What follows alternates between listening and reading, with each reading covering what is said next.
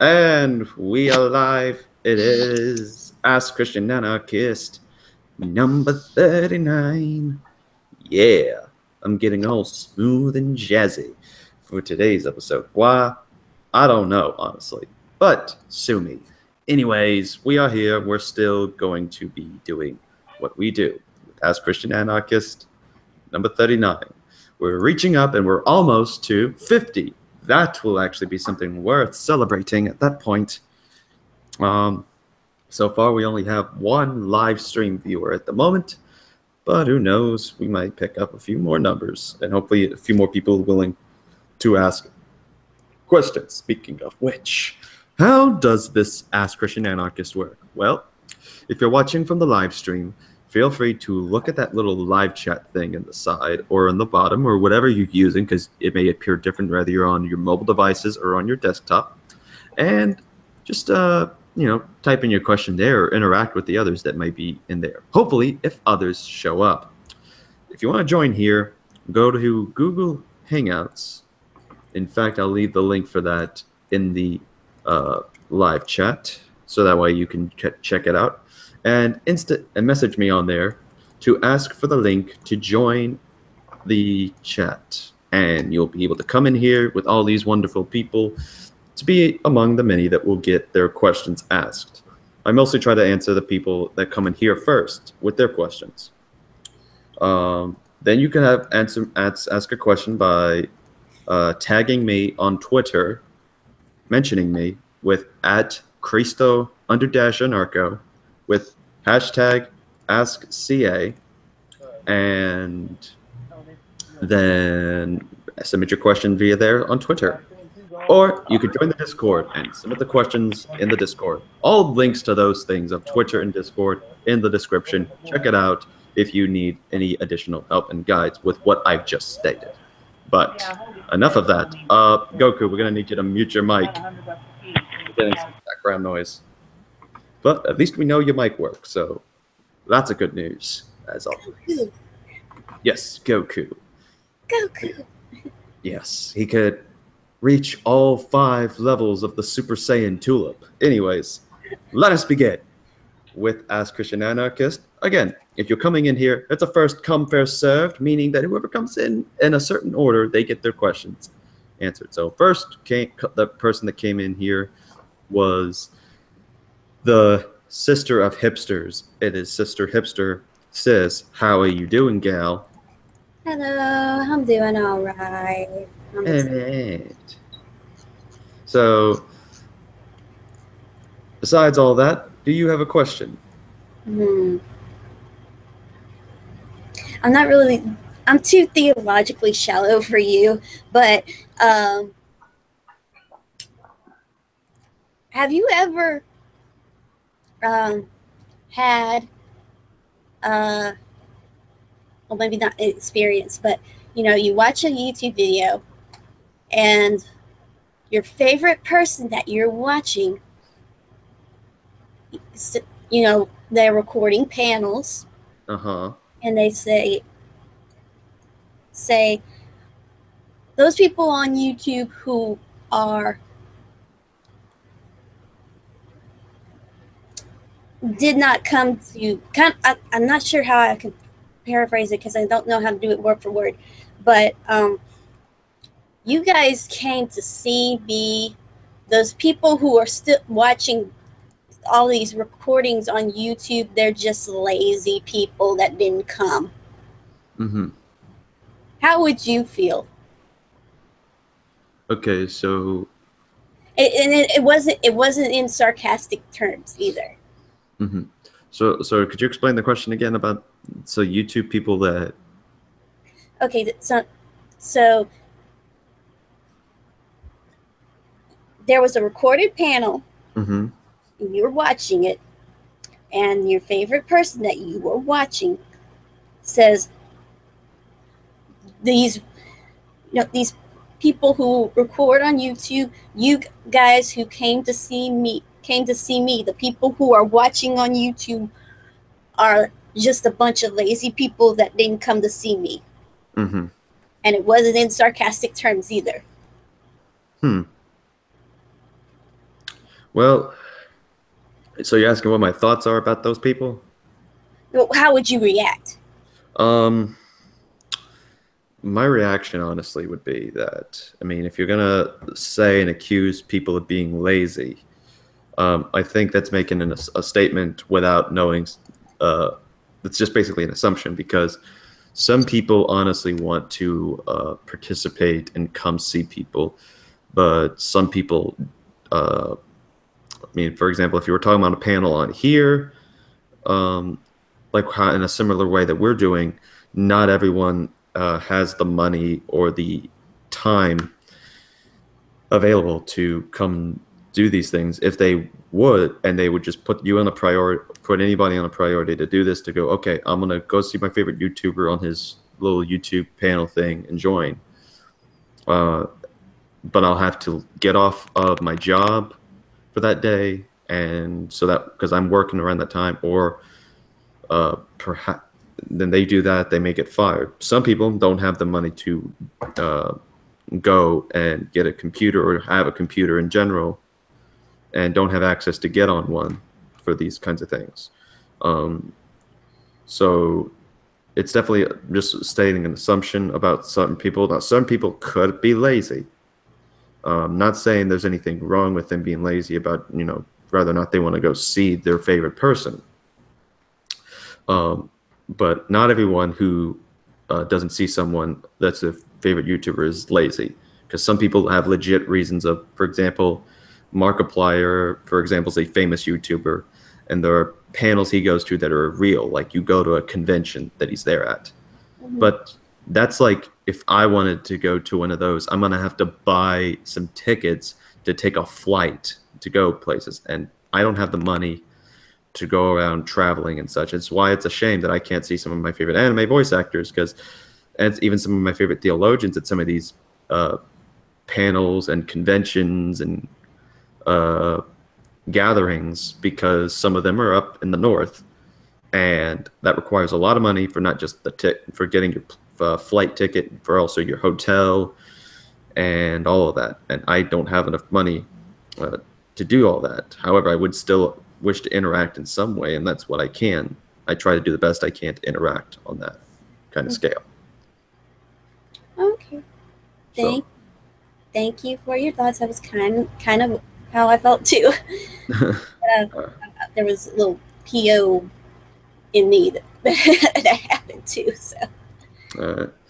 Well, I'm glad I could help and answer that with that one. So, guys that are watching, remember, if you have a question like Sister, make sure to submit it in the live feed, and we'll get to you. But thank you, Sister, for the question. Up next, we are going to logical.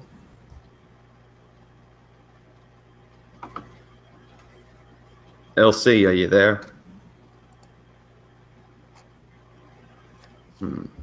Okay, he may be AFK at the moment.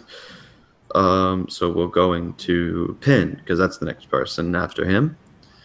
Pin, are you there? Oh, wait, you don't. Yeah, I forgot about that. You told me to save you as much as you can for last, unless you have the question now.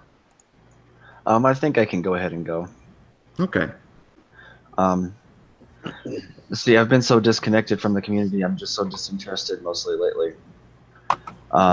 But I wanted to ask a question related to something I've been interested in lately. I've decided to go to school for psychology. All right. Specifically on gender studies. Mm-hmm. So I've never done any research into this subject before.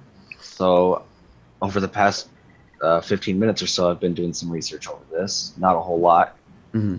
But I've looked over about 15 articles now, and they all seem to agree that belief in different religions or God in general on a psychological level seems to be solely based on the idea that it gives order and comfort, and that simple things, or maybe not so simple things, such as the death of a loved one or other traumatic events, are the easiest ways to shatter someone's belief in a God or a deity or religion in general.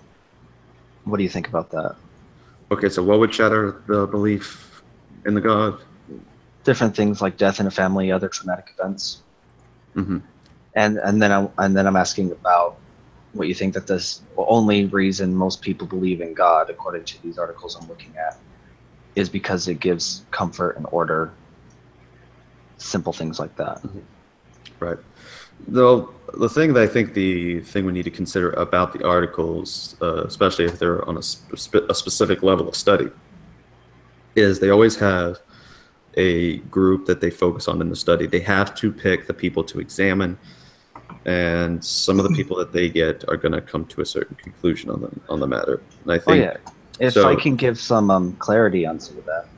Okay. I've got some articles from Psychology Today from what is this, Oregon State University? Yeah. I've got some from Scientific America and some other studies from renowned universities, stuff like that. And some of these people did 20-year studies on hundreds of people regarding this topic, and they still come to the same conclusion as all these others. Right. So the issue that I'm saying is that in regards to it, there are certainly people that go to religion for the purposes of comfort and makes them feel best about themselves, because it's specifically stated, just religious belief in general, which may not include every single fundamentalist that you see, but rather just people that claim to believe in a God or of any sort, whether it be a theistic form or a deistic form. I've known coworkers that have that kind of idea, but it's not really a fundamental Christianic belief. It's just that, there's got to be something, because they can't make sense in a universe as complicated and amazing as what we are. And so we have these kinds of people.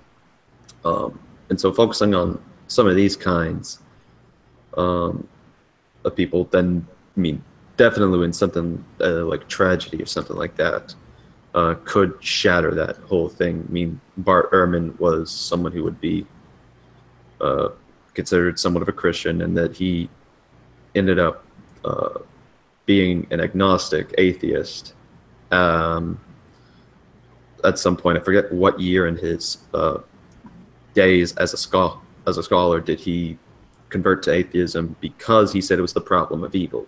He couldn't imagine there being a God that would allow issues like evil and such to be going about. So, I think in a sense the articles have something where they're right, that there are people that join for the sake of, believing in a God to simply, it'll comfort me and it will bring about some order in my life and such. So I think in those cases, the articles are right on that those people exist.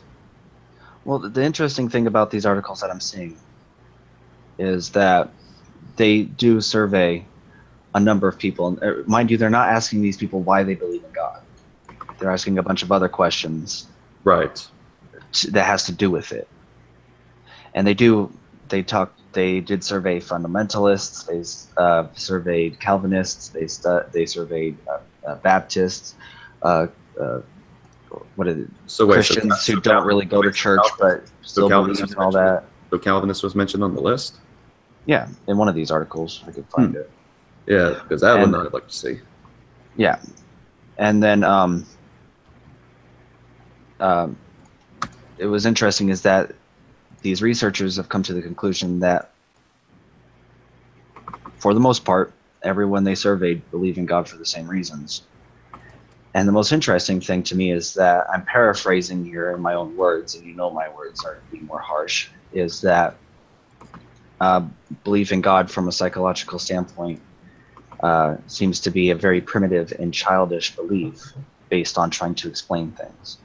One of these studies, I'm trying to find which one it was right now, I think it's this one, even stated that children tend to be more firm in their belief in God than adults, because that's part of growing up, is trying to explain things around you. They say such things as that river's there so people can fish, right? Or flowers are there to make the world pretty, stuff like that. Right. And as a child, helping to explain the world, simple things as how did those things get there, God seems to be a reasonable answer for them. Mhm. And especially when you go back explaining things, helped us survive 100,000 years ago. Okay. You think of things like that rhinoceros has a horn so it could stab things. Hey, I could use it to stab things. Do you happen to have the title of the article so I can look it up while you explain this? Oh yeah, I've got a few of them here. The one I'm looking at right at this moment is from abc.net.au. It's called The Evolutionary Psychology and Believing in God. I'll link it. Right, evolutionary psychology. Now remember, I've looked at 15 different articles, so I don't remember what information came from where. I'll link you all of them if you want. Side chat. Right, so yeah, this doesn't say like ABC News. This is like something different. This abc.net. Yeah, not ABC News. Two different things. Right. I try not to go to news sources for information. Right. So let's Not see exactly reliable half the time. Even if they're saying the right thing, can't always trust them. Okay. So I try to go to actual places. This one, I'll link one more. This one is from. If you can link the one that says something about the Calvinists on there, because that's. Give me a minute to see if I can't figure out which one that was in. But yeah, I'll do that. But in the meantime, I'm going to give you the one from Ohio State. Okay. And if you want any more after that, I'll give it to you. Right. Because again, I think the issue is that, there are people that certainly believe this, but I don't think that every single person that affirms a religious belief in God is going to fall under the category of, well, they're doing it to feel better about themselves and such. There's people that we've examined and that exist that easily say that if you, for example, like Christianity, which is one of the most popular ones in places like America,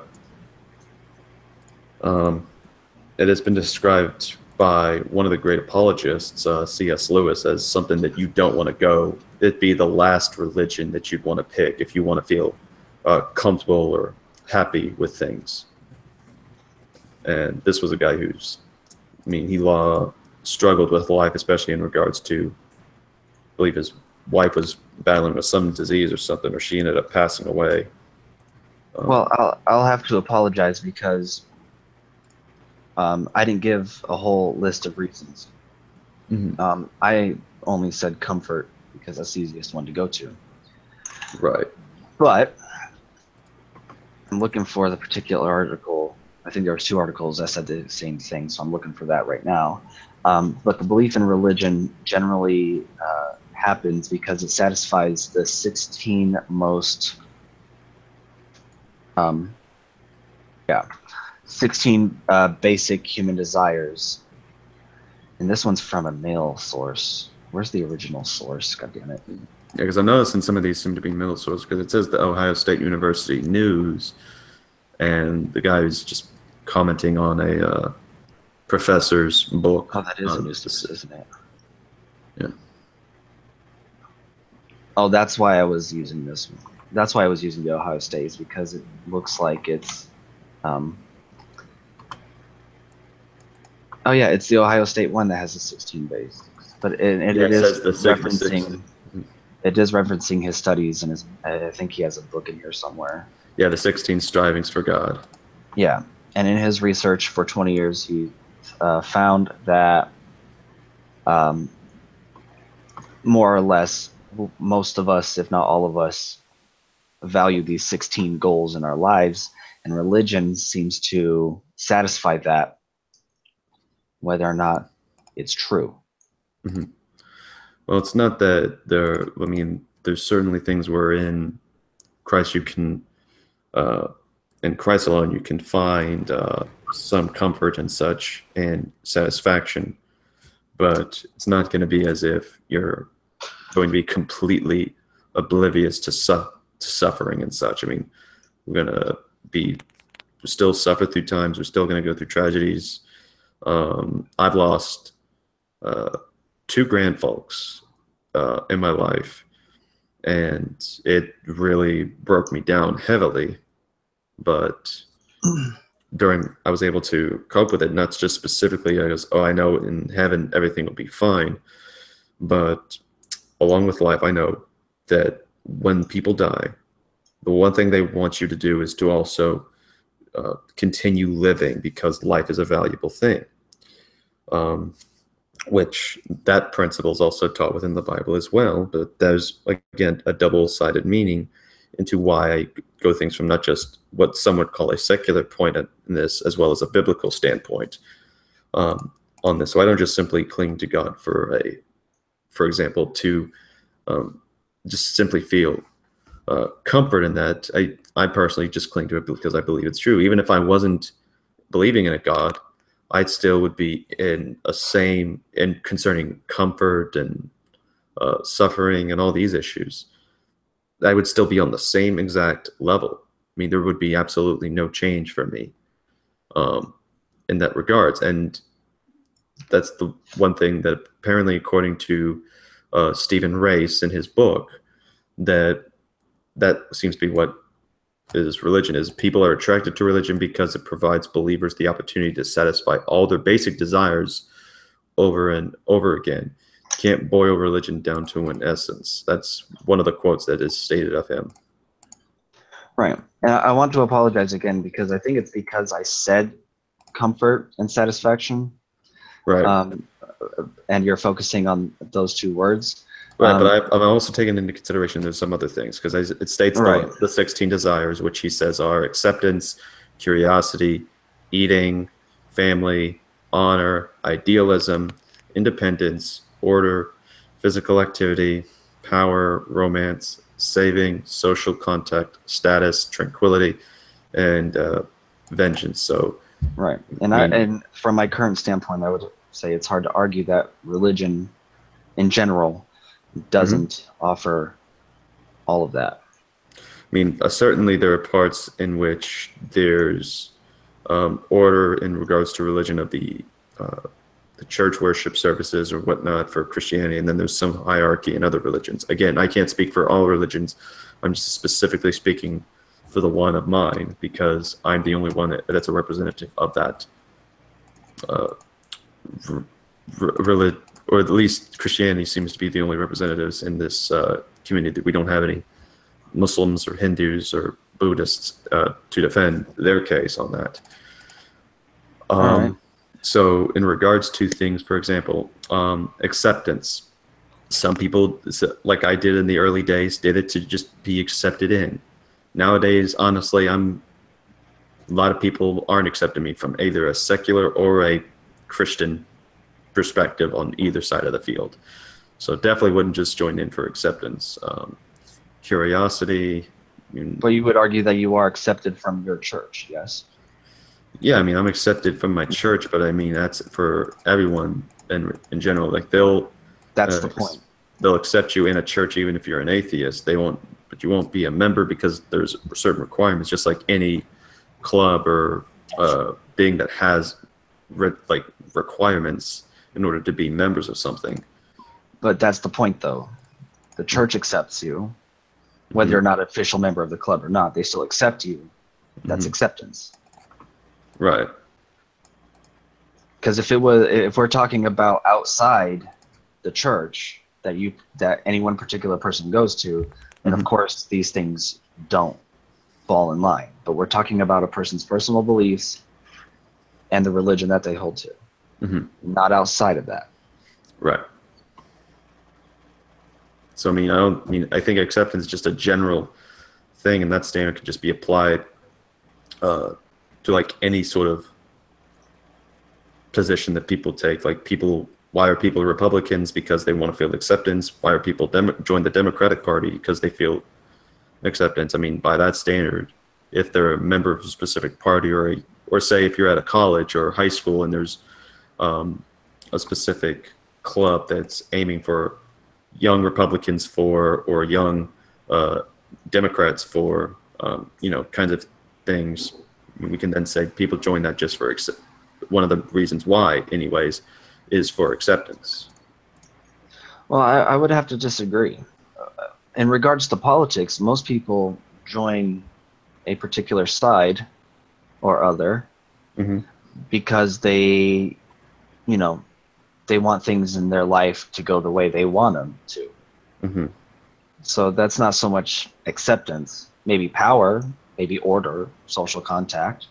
Acceptance, not so much. Romance, definitely not. Well, I mean, I'm talking about in regards, because you stated if I'm a member of a church, then that falls in that one of the basic desires that then categorizes acceptance. When honestly, I didn't even think about that or think that was an option of doing that.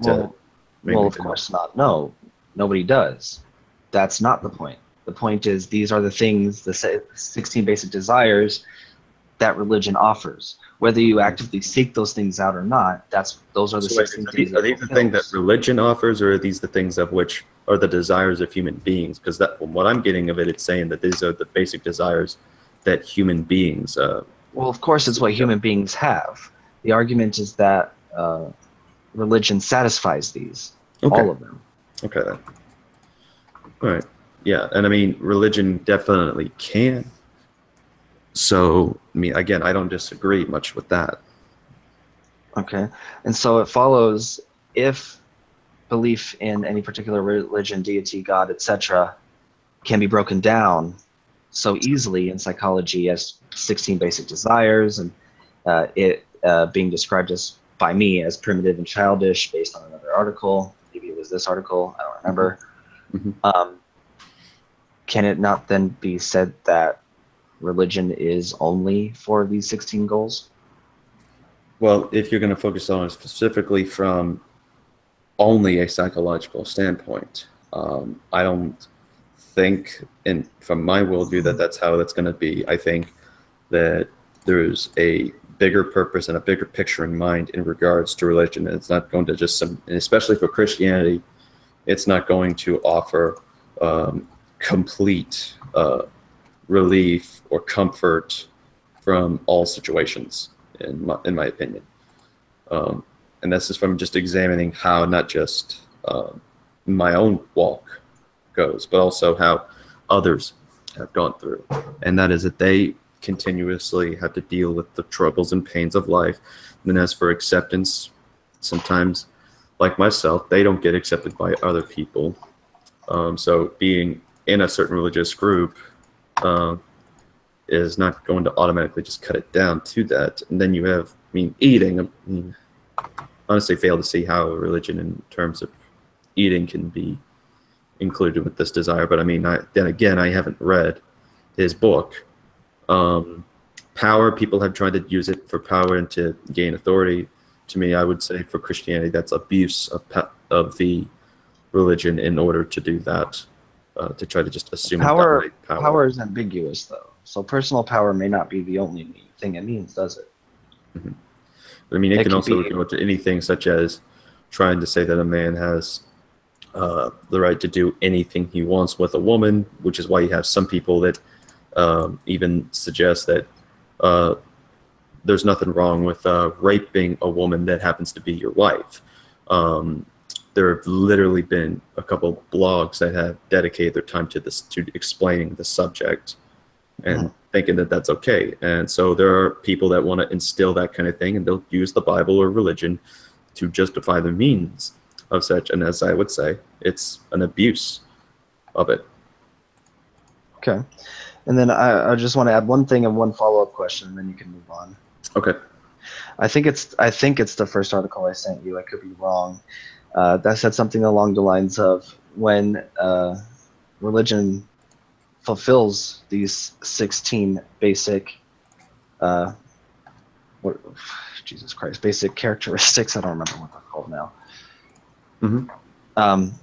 They will defend their beliefs despite the evidence. Okay. And my question to you was, shit, my mind's all over the place. Okay. Shit, my mind's all over the place. You can go on. Okay. Now. All right, just hit back at me with it later on. Sure. So, Blackpack, you're up next. What's your question? Oh, I just remembered it. Continue. Oh my God. I'll get it later. I'll write it down this time. Yeah, How about you write it down? And how about you write it down in the chat, and I'll get to it. All right. So Blackback, how you doing? I'm doing good, Christian Anarchist. How about you, man? You sure? I'm good. Are you? Yeah. You sure? I don't have a question. I'm just listening in. That's it. Okay. Would you like a Snickers though? Fine, but better have caramel on it, dude. Sure. Well, it'll have caramel. All right. Yeah, the new caramel edition of Snickers, dude. Oh, I can't get enough. All right. All right. So then we got the Runner of Shadows in here.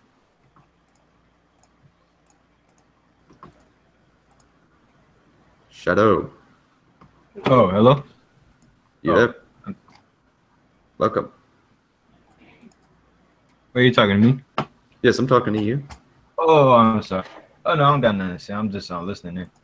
All right. Those people that are just coming in here listening, nothing in the chat. What the?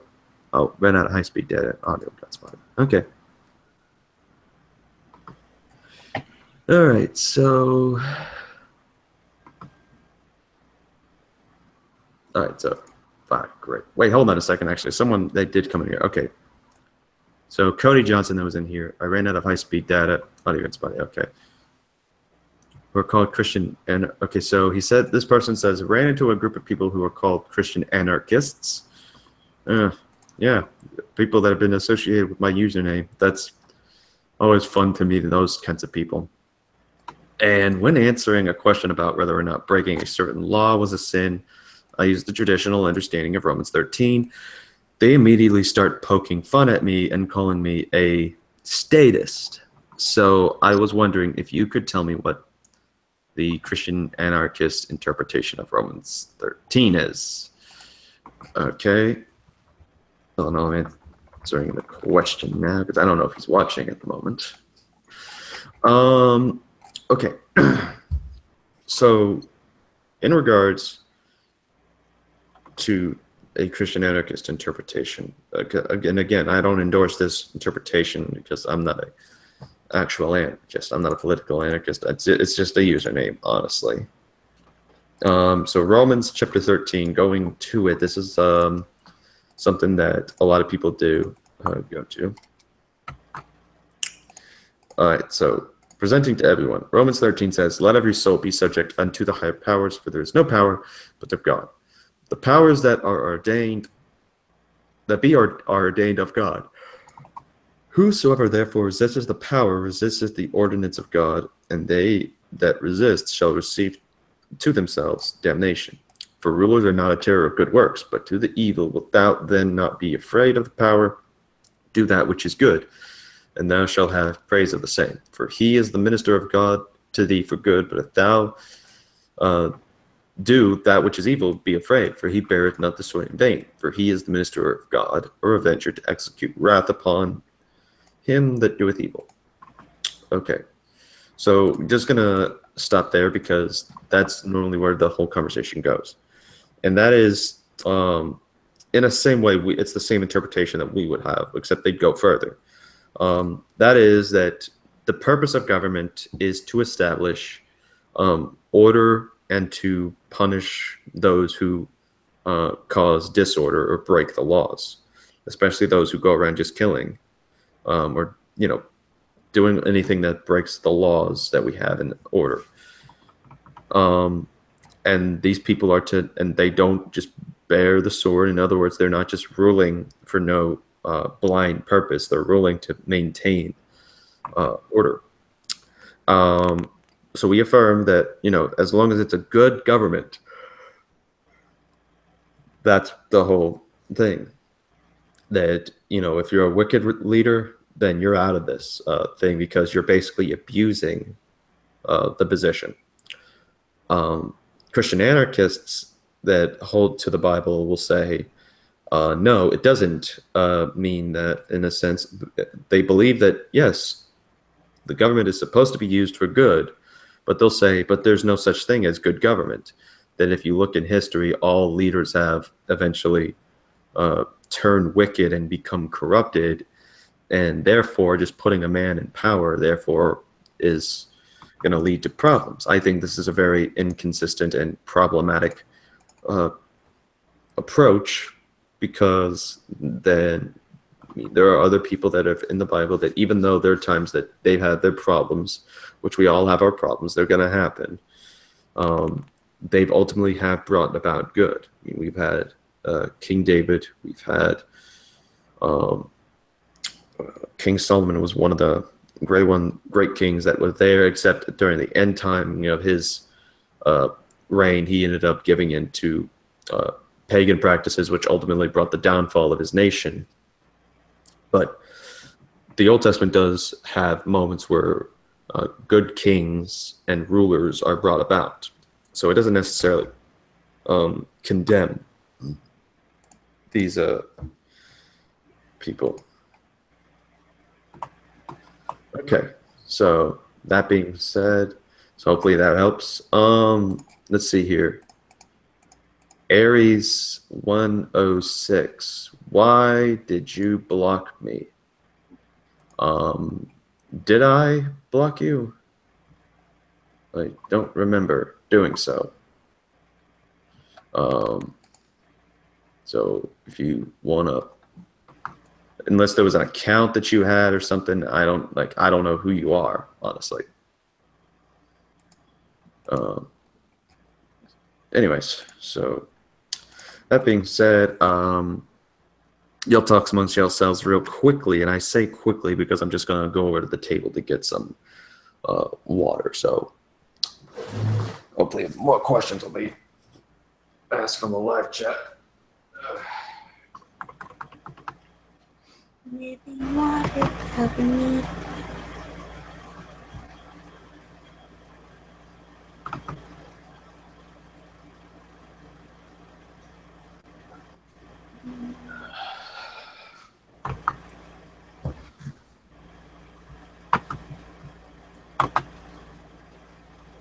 And I'm back. WB. What? WB. Ah, WBB. TY. Trying to understand it. Okay. Okay, so apparently She said, "Welcome back, baby." That's what that meant. oh, for goodness sake. Great. Well, Well, I'm just gonna say this, sister. If people start doing the whole shipping thing tonight, I'm just saying, you saying that gave ideas. All right. I bet said that did. I bet that did. I said Pin, just pin. Before I put a pin in it. Okay, so apparently, I don't know, Aries is saying never mind now, so I don't know who he is. All right. Welcome, Dr. Favor Crown. Again, if anyone's got a question, feel free to submit it in the live chat, and we'll try to do our best to get to it and answer it. All right, so we don't have too much people in here at the moment, so we're going to just try again to go back in order. Let's see how this goes. So, sister, got any question or nay?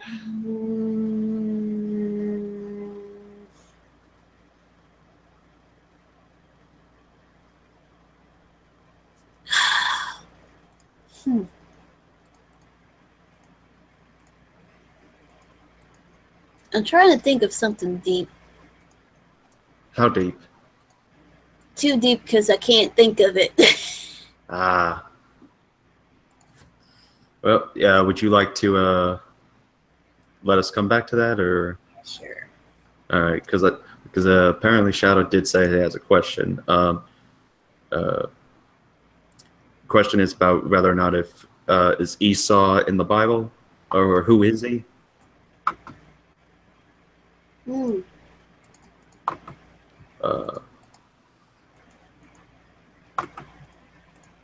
Shadow, are you there? Yeah. Okay, so you're wondering who Esau is. Yes. Well, he's mentioned in Genesis. He is the trying to think if he was Isaac. Oh yeah, there's well, you have Isaac, who was the son of Abraham. He had he had two kids, Jacob and Esau. Jacob was just a regular looking individual, but in regards to Esau, he was, I think he came after, what is it? He came after Jacob. I'm getting lost in trying to just explain things at this point.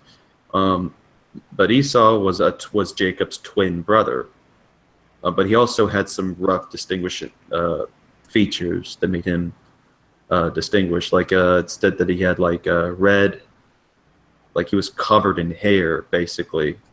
I think it said his hair was kind of. So let me see if I can find it real quick.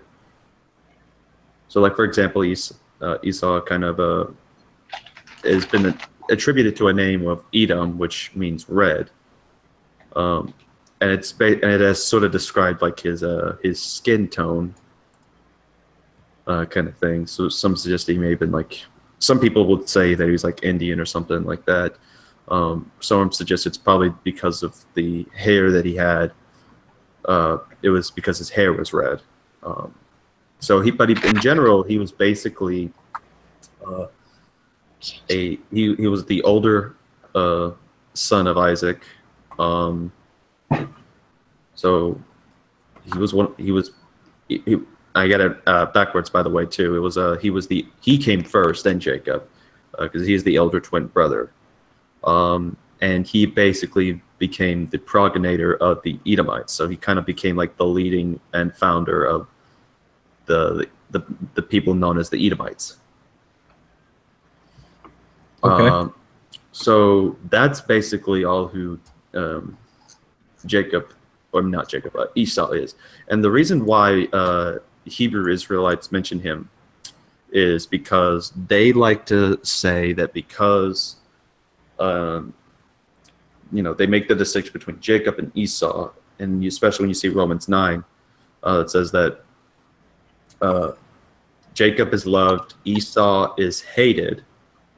But then all of a sudden we see that, with Hebrew Israelites, they're like to say that the white man's the devil.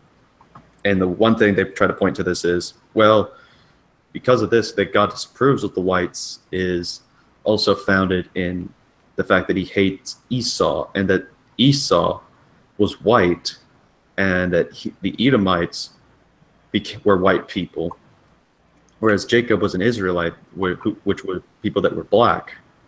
And that's the distinction that is made, that one of the twins was black and the other was white, and the reason why Esau was hated was because he was a white person that would eventually form the Edomites.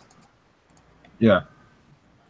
So that's why if you hear them, they say like you're children of Esau or you're Edomite devils or something like that. That's because they get their theology from reading that and including their own interpretation. It's very flawed into that understanding, because there's actually a good video from the two people that I've had on the show before, Faithful to God and Brother Jay, one of whom was actually a former Hebrew Israelite member. They've actually looked at the passage that suggests, because of the thing about the running red thing that is mentioned, that supposedly he was red based upon the word that's associated with him. It's like a muddy red, and sometimes they'll use that to describe the people of the Israelites and say, look, that means in a sense like the runny mud. They're kind of got like this native African tone to them, proving the Israelites were black. But at the same time, apparently if you look in a context, especially with regards to the word, the same thing is there, meaning that then Esau, by their standard, is black, and therefore wasn't a white person, but was black. Okay, because I actually had it, one of these people who was part of this movement came into a barbershop one day and began like talking about the Bible and everything, and he claimed that like all white people are like devils and and going to hell. And I was like, what? You know, I remember it clearly said that I forgot what passage, something about like we're all equal. Yeah. Jews, Yeah, Gentiles. they think that those passages are only applied to Israelites and such, and that these are like just referring to the different tribes of Israel or something. You know, it's strange stuff, honestly. But yeah, like if you haven't seen the theological discussion podcast episode in which I have the Hebrew Israelite discussion, I would recommend checking it out. It's got a lot of good material on the subject, and also Faithful to God, his YouTube channel is just uploading constantly with many sources on how to refute these guys. Yeah. Believe it or not, I was actually listening through the podcast, the Hebrew Israelite discussion. Yeah, it was really interesting. Yeah. I mean, it's interesting too, especially that we got like an insight of like one of the tactics that a specific group does called the Israelite United in Christ. They basically do this thing called strong or wrong, where I don't know if you got to that part, but it was basically, if you just keep on quoting out the scriptures and such, but if you feel in doubt or in the wrong at some point, just simply start going all over the place and go to different scripture areas and just shout insults and just keep using terms like, you nothing but a white devil and all these kinds of things. Just use all these things at them. They call him Esau. Who's the woman in the Bible? If it's like they go like, yeah, I heard a very like misogynist, and they call like woman Jezebel and things like that. Yeah, I think they've used the term Jezebel before. Yeah, heard them use a lot. They got in an argument. Now I don't think this wasn't the IUIC, but this was another movement where they got in an argument with a woman on the street, and they all began calling her a whore. They all just started shouting it like you're a, Yeah. And I was like, oh, which is part of their tactic, basically. That's it. I don't want to hold you up too long. I know that Penn had a question. Mm-hmm. Yeah, well, hopefully that helped out with you, Mike. So yes, we'll go to Penn real quick because you said you actually wrote yours down, so you be careful. So I'm curious to what you got. Right. Before I ask this question, I need to preface it with two things. The first is when I say religion in this question, I mean it as an umbrella term, meaning belief in God in general, other beliefs, etc., etc. Right. And obviously, I've only just begun my research in this question, so this is purely hypothetical. Okay. Understood? Uh-huh.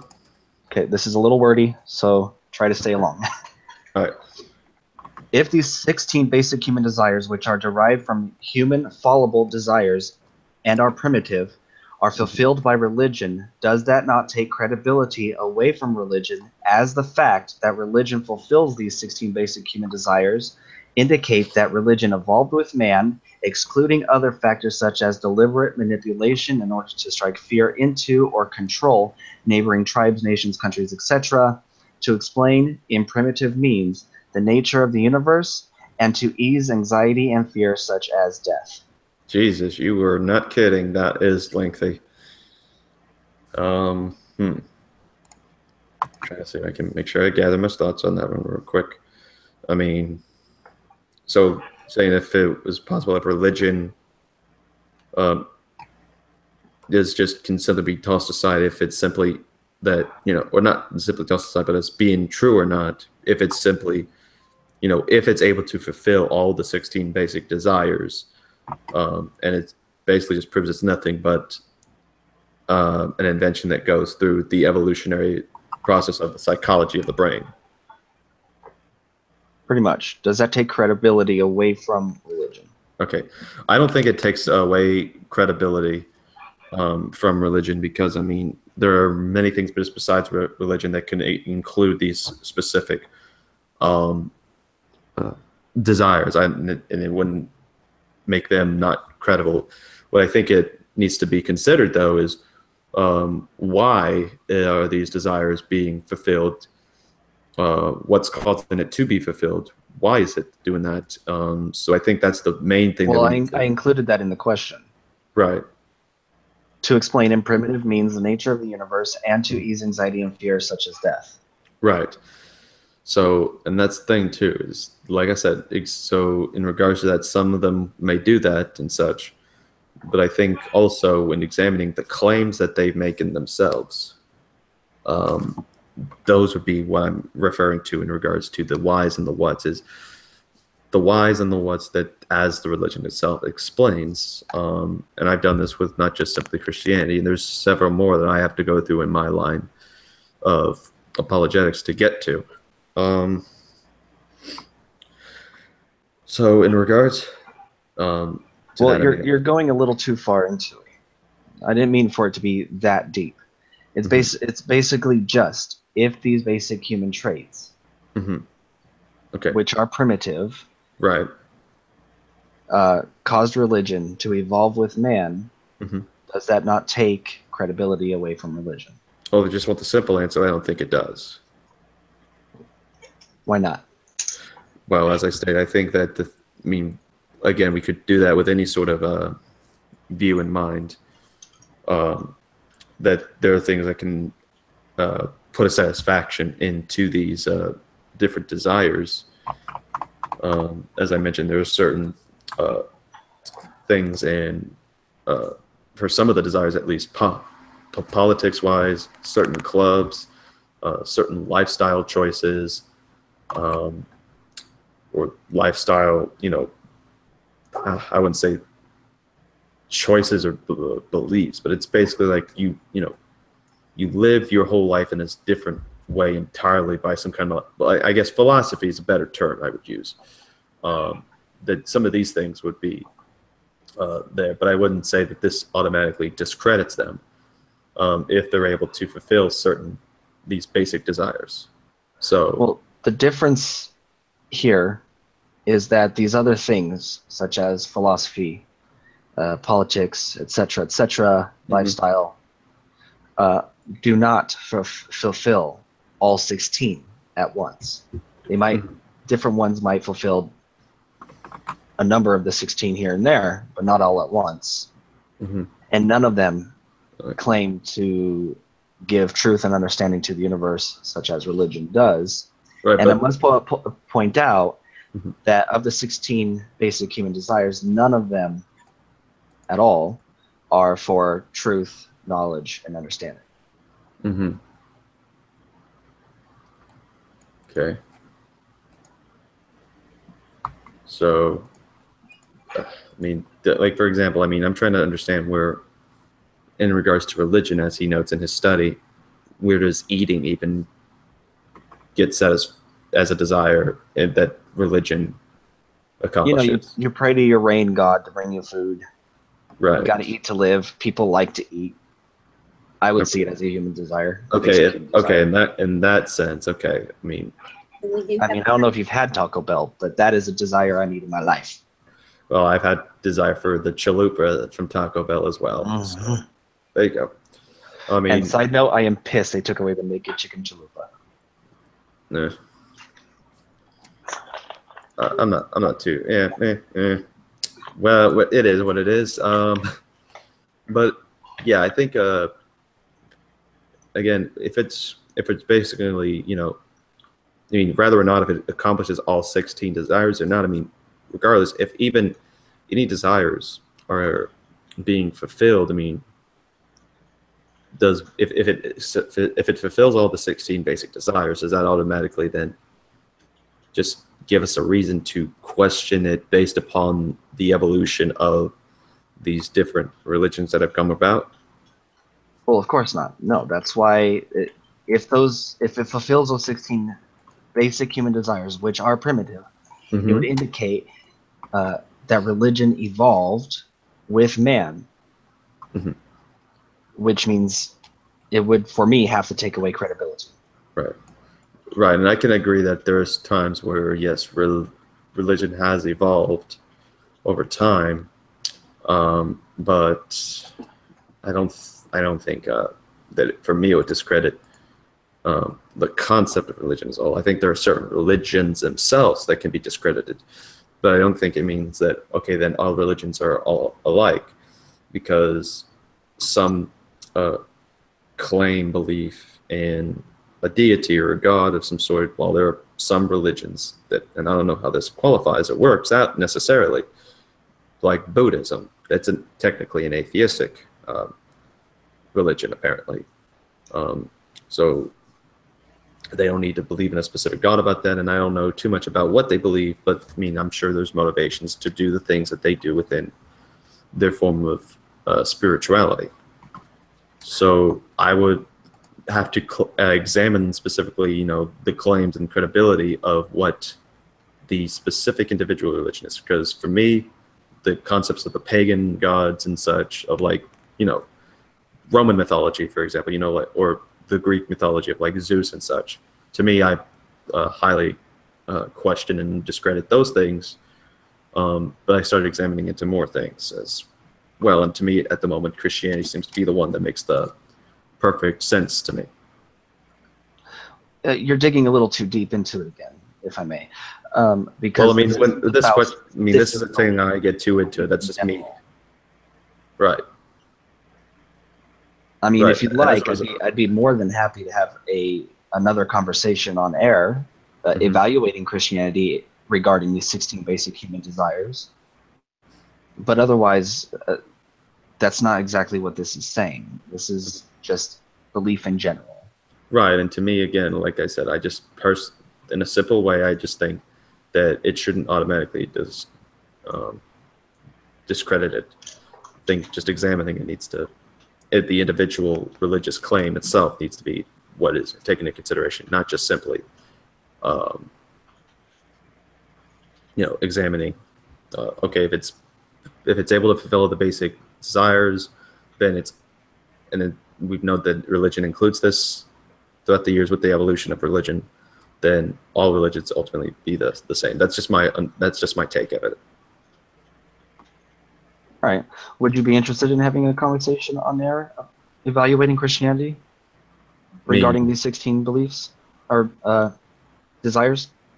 I mean, yeah, sure. I would much appreciate that. In the meantime, I'll do more research before then. All right, sure thing. Okay, so thank you for that. Let me see actually if there's any people trying to suggest wanting to come in. I've got Abdul there.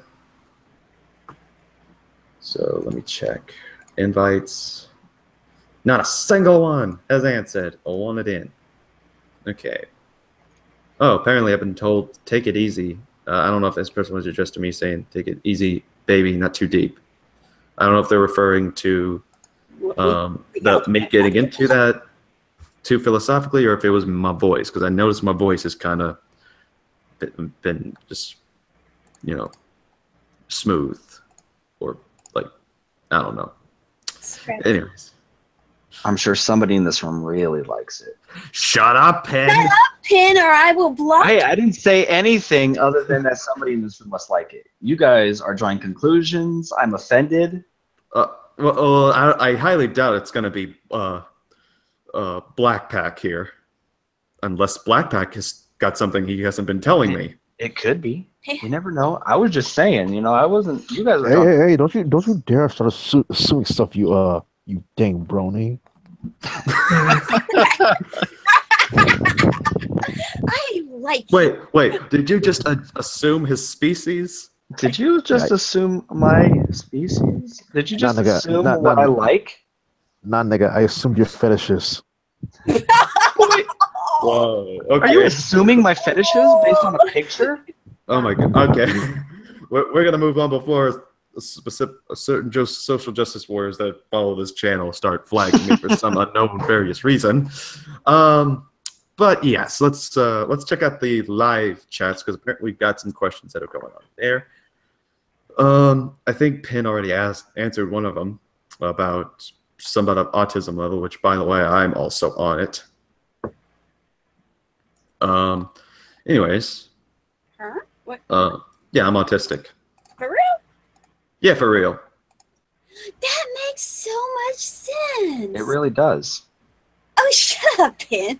No, she's Sometimes I'm a metaphorical thinker, and sometimes like my sense of humor doesn't get across well to use at times, and I'm like, wonder why. Well, now I know. Y'all take things so literally.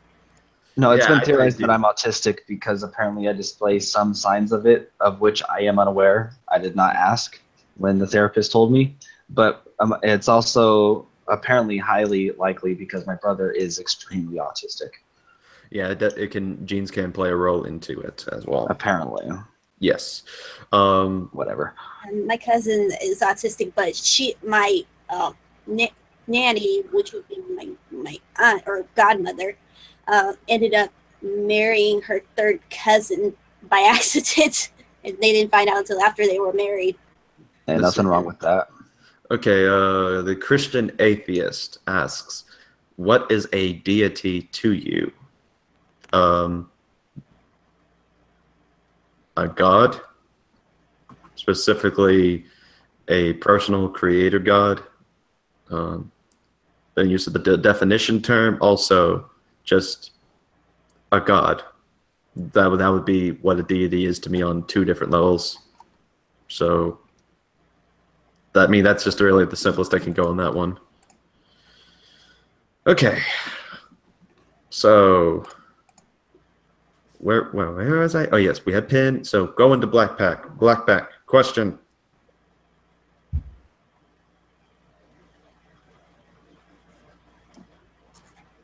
Or not. All right. Oh,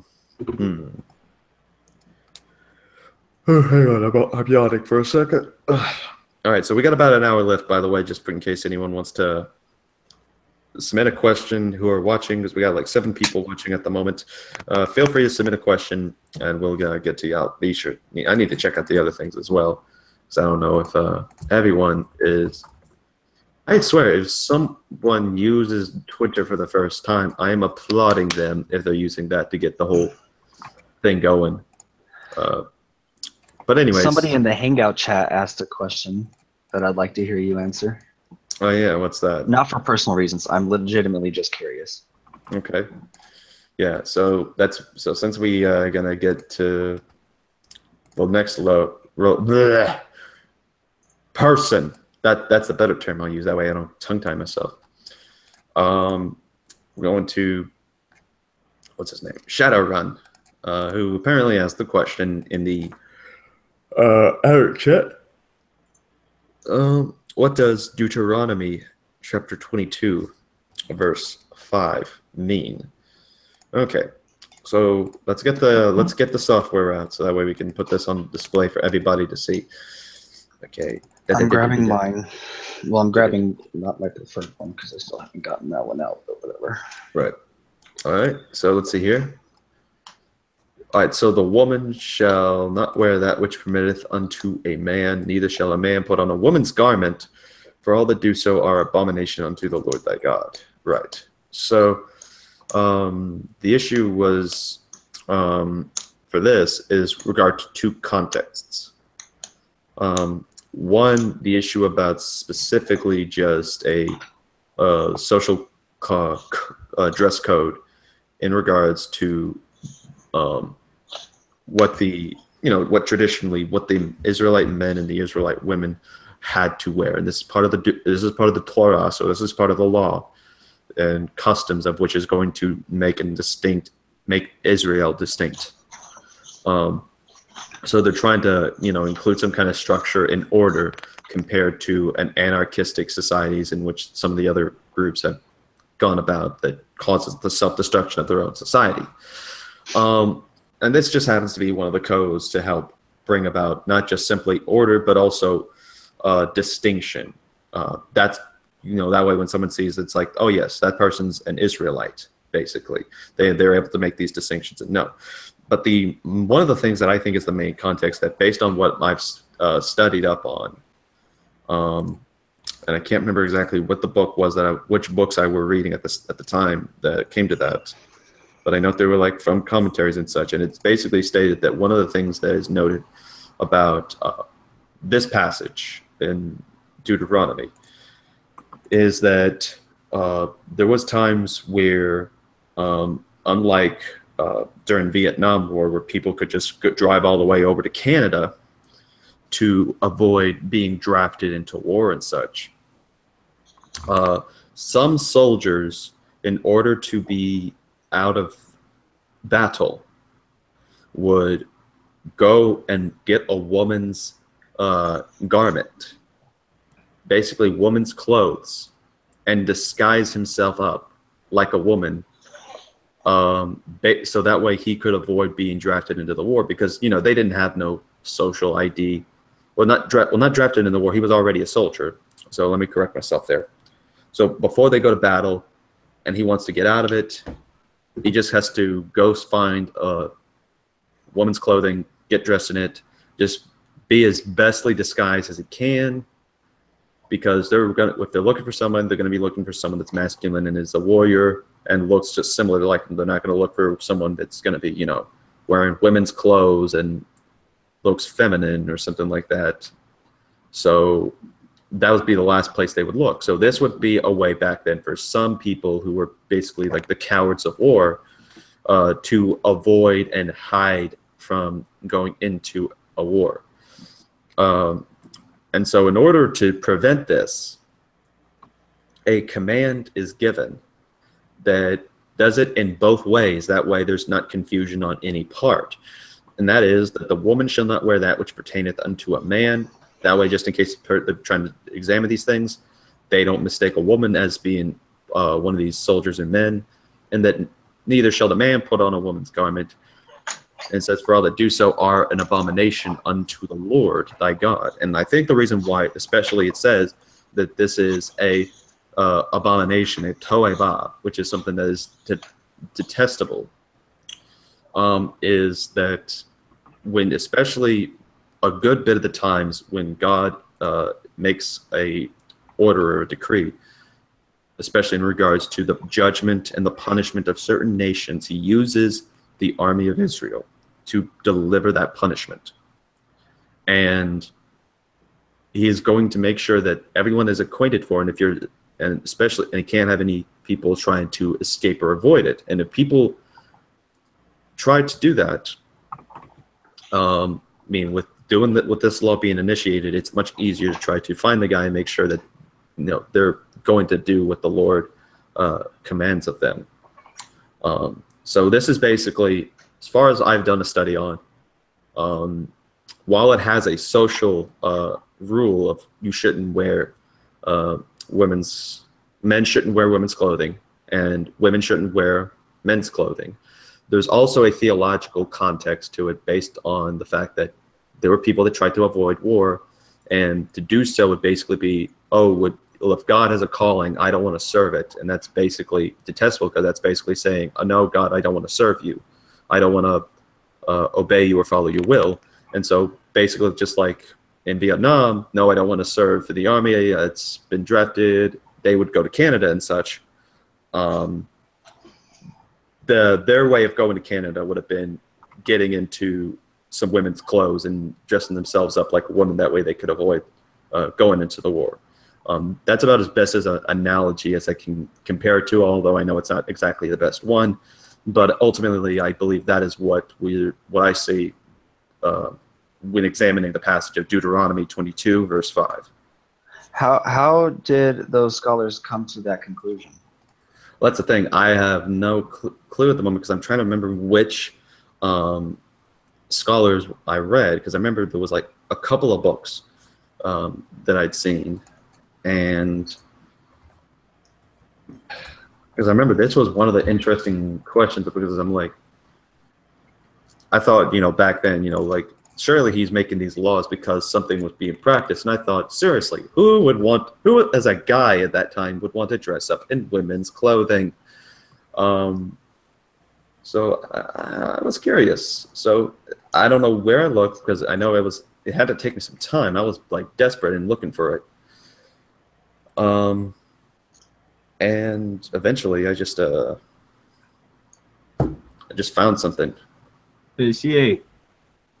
Yeah. I asked that question because that's another point that the gentleman that spoke to my barbershop about, saying that women should not be wearing pants because it's an abomination. Yeah, it's the same thing with who was it? Steven Anderson. He thinks women shouldn't wear pants. Yeah, because you know, the one thing that I notice is that when I speak to these people, they don't understand the full historical context of the Bible. Yeah, that a lot of things were said and done in like a different time. Yeah. So not only that, they seem to fail history in general. Like people today like to say that men should not wear high heels when, 200, 300 years ago, it was common for men to wear high heels and uncommon for women to wear high heels. In fact, if I'm correct, it was wrong for women. Yeah, to I think wear high heels. I think if I remember correctly, it was either King James or Henry or somebody sending pictures of that kind of looked like there was high heelish looking shoes. If I remember correctly in the descriptions. All I want to do is just burst out into the song "I'll Make a Man Out of You." I was thinking of the same thing the whole time. Oh my goodness, you wonderful people. All right. Another. That's a coursing river. I'll make a man out of you.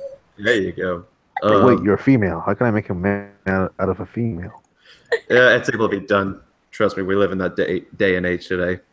I can make a man out of many of you. Nope. And I can make a dead man out of you. Uh-oh, baby. Was that a threat? Ooh, is it? I just squirted a little. Okay. Wait. Just cream the Twinkie. What? Okay. You know what? You want to test me, boy? Confused. You want to I'm test me? confused as to what's going on. So before. We're flirting. What is going on? No, we're not. We're not. We're absolutely not. So, and to do that, I'll just wrap this up by simply. Ears. Means the other thing I think it can be used also in understanding is also in consideration that also there were the male shrine prostitutes during the time. I forget what part of I think it's Ezekiel or Jeremiah that mentions the term the Kodesh, and that these people were known for dressing themselves up like women. They were basically shrine prostitutes. They would just boys or teenage guys that would dress themselves up as women to go entice men.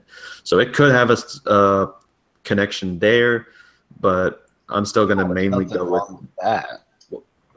Well, if the idea was to then bring them over to worship pagan god, that was basically pagan evangelism, is to bring them over as these prostitutes to lure men into the synagogue to commit pedophilia and then get in these orgies, of which would also include either sacrificing children to babies and having passions during the baby being burnt, as well as then at times just completely cutting off the male genitalia during the orgy.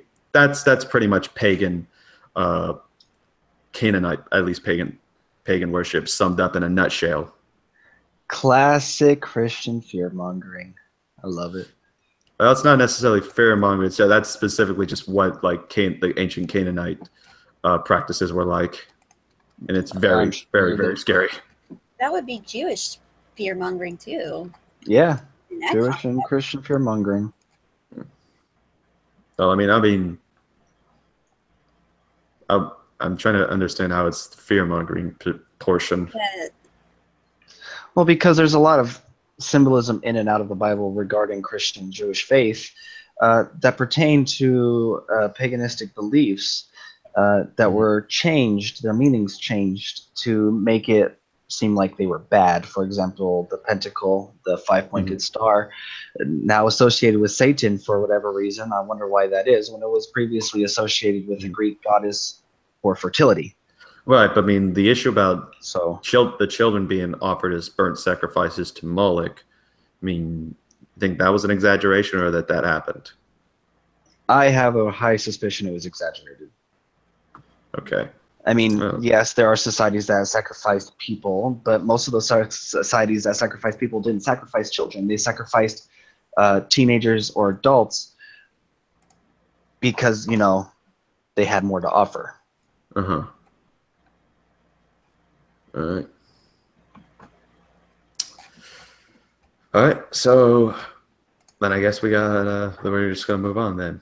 Okay. But yeah, I think you might want to talk to Joan because he actually made a very interesting, that even there was like a couple of pictures that were drawn displaying this issue about what exactly went on with people like that worship Moloch and such. But anyways, okay, I'm trying to see because there's other people that are down up in this thing we call a chat. Okay, we got one question from Anakin Skywalker, aka Darth Vader.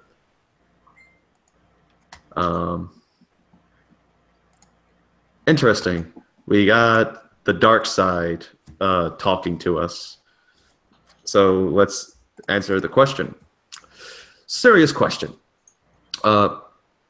What is your take on the similarities and differences between Calvinism, Lutheranism, and Arminianism? Fun question also. Do you underestimate the power of the dark side? Yes, I do underestimate the power of the dark side. And you should too. I don't underestimate the power of the dark side because I've got the One Ring on my side, so. Wonderful. Anyways. Dark side. I get Turn. Hobbits over Jar Jar any day. Jar Jar's terrible. I love Jar Jar. Shut your mouth. I love Ewoks. If you love Jar Jar so much, why don't you go marry him? Anyways, no, before you actually answer that question. I mean, his head with the ears kind of do look like, I'll say a vulva for the sake of your show. Oh my goodness, Maybe. That's it. What's this? It's my Bible, and I am going to go over to your house and slap you with it. And I will show you. You will know the true power of the Bible thumpers. I've been slapped with worse. Have you ever been slapped with male genitalia? That's pretty bad. Oh my God, Ben. I'm trying to be kid-friendly on this thing for the love of God. Here, help me out. Okay. As you can see, Anarchist, you should do better. You should karate chop him with that Bible on his head. Oh, it could. It's a hardcover, so it's able to get the job done. Yeah, you tell him, sister. So what did the sister say though? Oh yeah, it did cut out a bit. What did she say though? I know jiu-jitsu. I can teach you. Oh, there you go. All right, so back to the question though, before Anakin flies away or floats away. I don't know what the dark side does. Calvinism, Lutheranism, Arminianism. What are the different? Okay, so what is my take on the differences and similarities? I think the differences and the similarities. I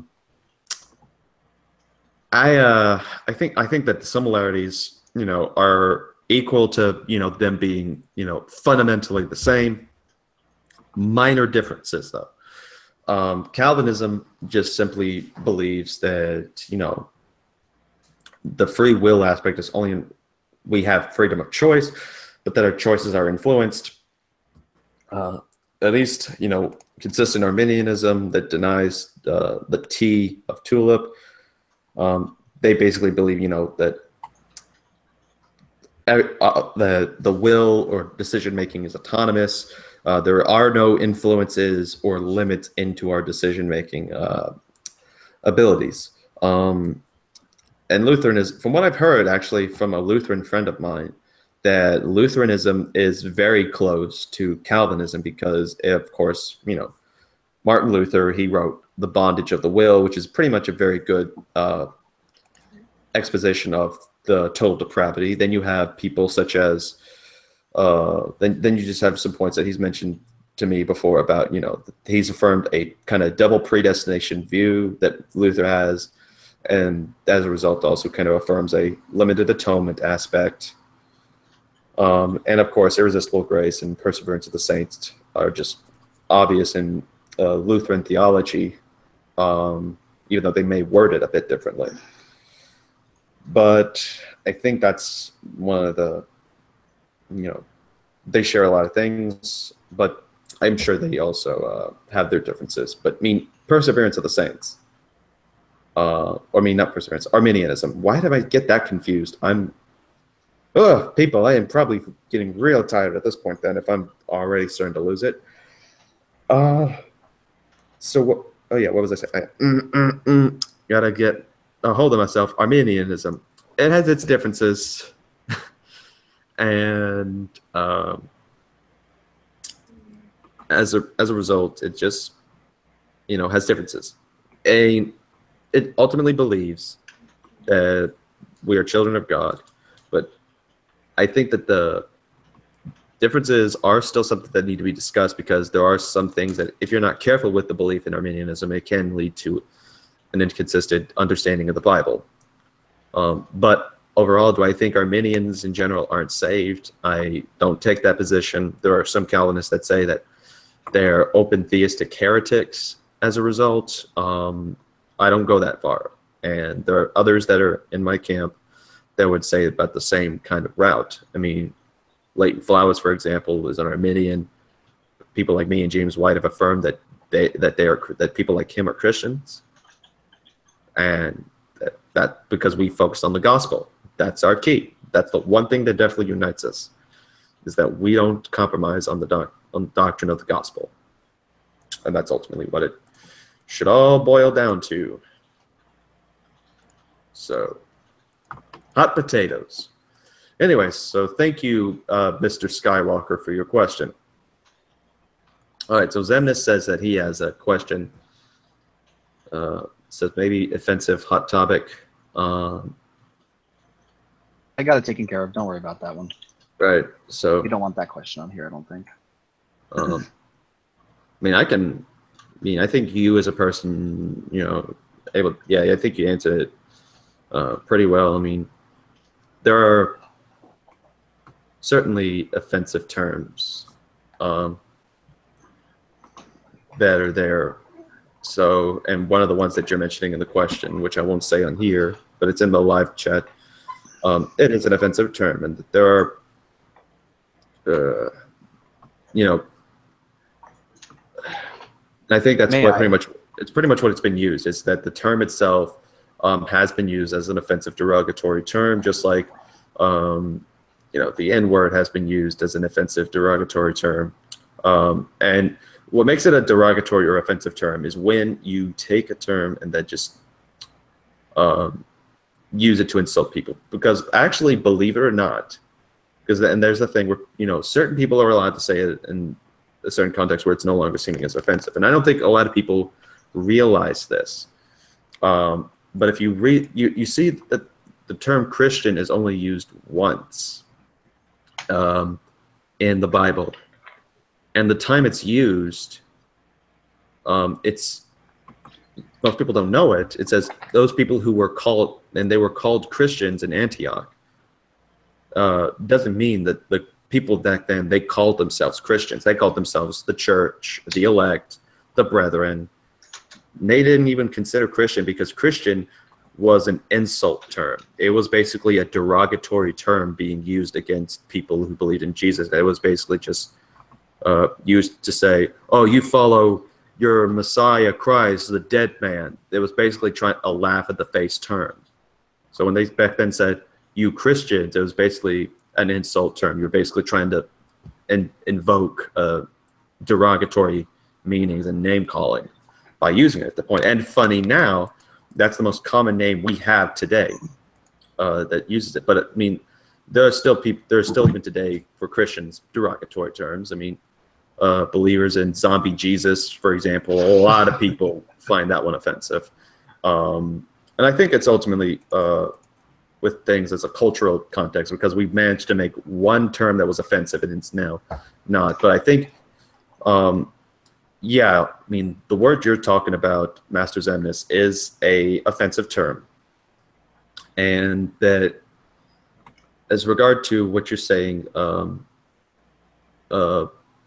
idea of 2017 logic and such, I mean, if someone's offended by a word, I personally wouldn't use that word for them.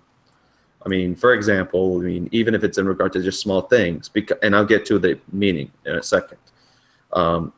If I'm talking, say, to a transgendered person that's, wishes to be identified as a he or a she, the reason, and because this is where a lot of people then get on my back about this, the reason I say and use the pronouns that they prefer is not because, oh, I accept that you are indeed a male or a female. That is not the reason I do that.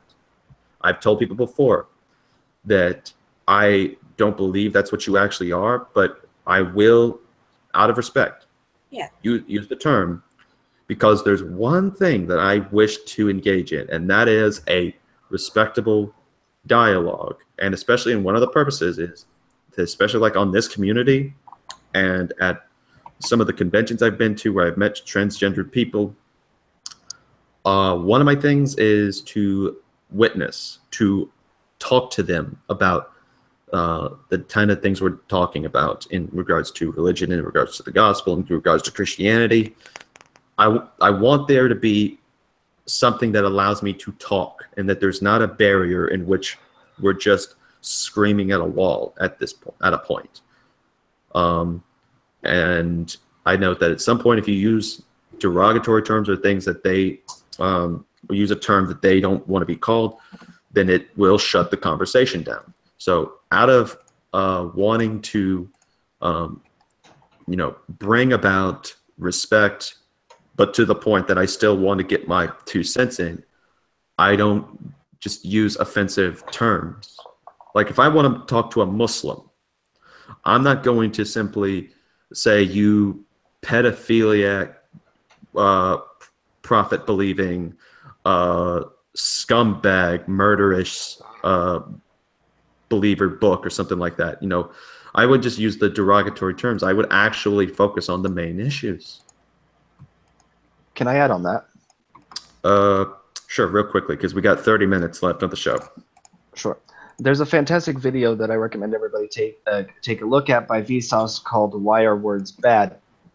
And he goes into detail in the history of some bad words that we now consider bad, and some bad words that we no longer consider bad. And it all comes down to context, doesn't it?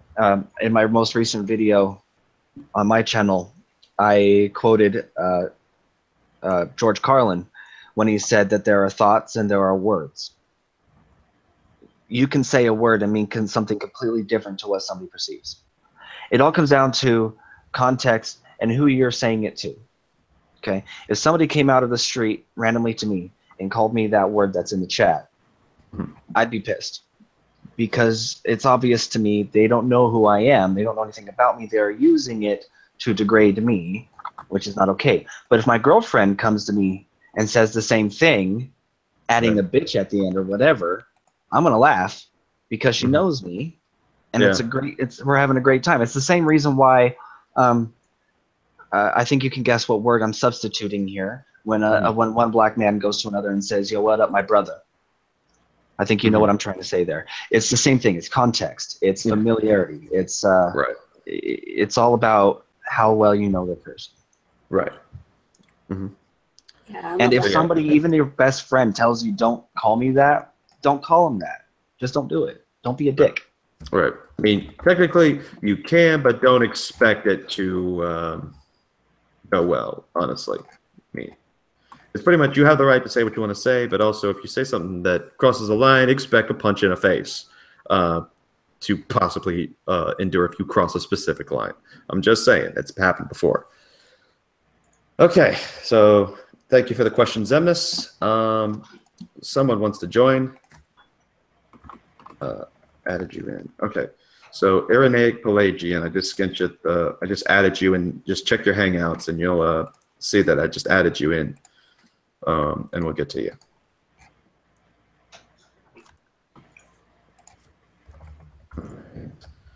So far we've had some interesting questions. I would gather this is one of your best episodes so far. I've had not to be fair, I have had better, honestly. I said one of, not the best. Right, because Give me some slack. I wish this thing would start getting packed more, but I'm assuming that there's something going on today that has caused some people to linger away from the computes. Well, not from the computes, but from this specific channel. Oh well. At this point, all right. At this point, until someone in the other forums, especially the live chat, submits a question, then you guys, if y'all got a question, y'all just say, I got a question, and then we can go to it. So whoever wants to start up with something. This is a really deep theological question. It's so deep. Oh, it is? How many licks does it take to get to Tootsie Pop? Okay. First of all, I think you meant to the center of the Tootsie Pop. Center of Tootsie Pop. Because if you're saying, I can show you. Because if you're saying just to the Tootsie Pop, all you have to do is just lick the wrapper off, and then boom, you're at the Tootsie Pop. But anyways, to answer your question, if you want to get to the center of a Tootsie Pop, let me show you though how we're going to do this. Show me. All right, so hey, calm down. I just want to be shown. Yeah, and you will be. I like candy. Shut up, shush it. Look, okay. Please, So there's no need to have like freaking Zarb on it opening. All right, so here we go. We're gonna do this with a calligraphy brush. Okay. Okay. So if you divide by the center of 8 with a mustache, then, like I said, divide with some scriggly lines that looks just absolutely awesome and could look something Arabic, and then carry it over to what I would call a horse. Then you will get simply that you need this much to get to the center of the Tootsie Pop. Christian, there's a problem with your math there. I don't know if you realize this. Mm-hmm. You forgot to multiply by egg. Ah, yes. Let me carry it over. Yes, with a limp multiply. It needs a cane. Yeah, and a round egg. There you go. There you go. Oh yeah, and then you get what apparently looks like a worm creature doing the dab. Okay, anyways. I'm not going to say what that actually looks like, but in layman's terms, that pretty much means 3. 3 licks. Yes. Mm-hmm. That was so beautiful. I'm about to cry. There you go. Christian's going to publish a paper on it. Yes, I am. I'm going to publish a paper on it, and it's going to be awesome. It's going to be peer-reviewed by Harvard. Just Harvard, no one else. Okay. All right, so all right. I'm trying to think of something real quick.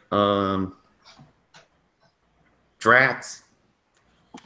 I had it and then I blew it for a second. Okay. Oh wait. Shadow. That's what I was trying to do. Shadow, you said you had some questions.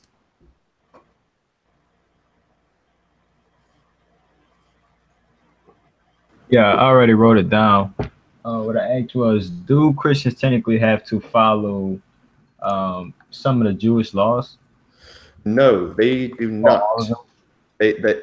They do not have to. And the reason for this is because of what the New Testament teaches.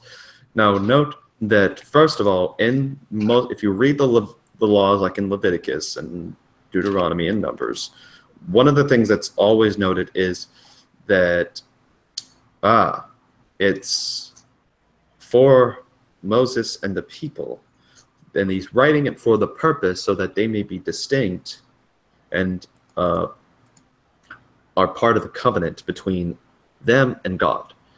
So that is usually why they're called the Mosaic Law, because it's part of the Mosaic covenant, and that's when these laws were established. For example, where was these laws during the time of Abraham? The answer, it wasn't there. That's why Abraham was under the Abrahamic covenant, which also, you note, the signs are different. Abraham's covenant sign was circumcision. The Sabbath was the sign for the Mosaic covenant. The Noahic covenant, which is Noah, was a rainbow. That was the sign for the covenant. So you have those different things, and that most of what we see in the Torah is only written down for the Jews, and that this is later it's found into the New Testament that we're no longer under these things. Because one of the things is Jesus says, my commandments, or what I command you. And then he says some things like the new commandments that I give you. So he makes a distinction between new covenant, which is in Jesus, and the covenant, and he makes a distinction of the things of the Father, his covenants, and usually in that context then goes back to the Torah. But whenever he says my commandments, he says some things we don't find in the Torah, that these are new things, and therefore we're seeing a new covenant is in charge, of which also the sign of that covenant is in the blood of Christ. But there are very other things as well that we can go to that point out that things that the law says, such as dietary laws, are no longer in application, because Jesus in Mark 7:18-19 says, do you not see that wherever goes into a person from outside cannot defile him, since it enters not his heart but his stomach and is expelled? And then it has a little paragraph saying, thus he declared all foods clean. So basically, Mark also, the little parentheses, or not parentheses, a little, I can't remember what the little thing is. But anyways, point is that Mark quotes Jesus, but then makes a little commentary in which he applies what he got from Jesus. And that is, thus Jesus declared the foods clean. So basically, back then there are certain things you couldn't eat. Jesus states that what goes into your mouth does not defile you, but it's what goes out, because because the food that goes in, it goes into your stomach and not your heart. And the heart, as Jeremiah states, is the heart of all wickedness. That's where things come from in regards to wicked thoughts and such. At least that's in the Jewish theological context in which he's being applied. And then Paul, of course, in Romans 14 and 1 Corinthians goes about that, a Gentile is allowed to eat food that's been offered to pagan idols, which means if you go into the marketplace and you find out that, the meat that they use, well, they cut it and killed it in order to offer it to a pagan deity, and then, they just they sell the meat later. You do your worship and then you end up trying to sell the meat later on. Because, it can't just let that meat go bad, so they'd have to sell it. For some people, in the Jewish Torah, they weren't allowed to do that. But now Paul is saying you can and you're allowed to, because we realize that these pagan deities are nothing but pagan false deities, and that we thank God for the meals we get from these foods and not Zeus or Baal or any of these other pagan gods. So that is the whole thing there. But also, it's not just there. To be more direct, Romans 6:14 says that Christians are not under the law. Quote, are not under the law. Romans 7:6, Paul says, quote, we are released from the law. Romans 10:5, Paul says, quote, Christ is the end of the law. Ephesians 2:15, Paul talks about God, quote, abolishing the law of commandments expressed in ordinances. And as the scholar Frank Thelman notes, that the words for abolishing here is kataragetsas, and is used elsewhere by Paul when discussing the law being set aside in 2 Corinthians 3:7 and Romans 7:2 and 6. And what Thelman notes is that, quote, believers are being released from the law just as a wife is released when her husband dies from the law binding her to him. So we were bounded under a law at some point, and then when Christ comes, he takes care of this, and we're now under a new covenant and not under the old, but now we are with him, and as a result, we have liberty of either to follow the Torah, as some early Jewish Christians did, or we as Gentiles aren't obligated to follow under the rules of the Torah. And even Jesus had things like that in regards to saying, like, dietary laws. So that was a little lengthy for me, but that's ultimately, to answer the question about do we have to follow the Jewish laws? No, but if you personally want to, you are more than allowed to hold yourself to it.